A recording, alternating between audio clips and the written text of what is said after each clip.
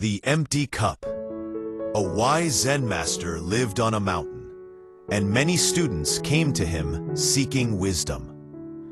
One day, a learned scholar arrived, eager to prove his knowledge. "I have studied all the ancient texts," the scholar announced. "I know everything about the great teachings.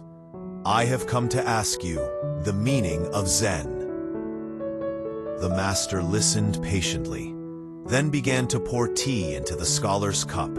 He poured until the cup was full, but he continued to pour, and the tea spilled onto the table, then onto the floor. The scholar watched in shock. "Stop! The cup is full!" he cried. "No more will fit in."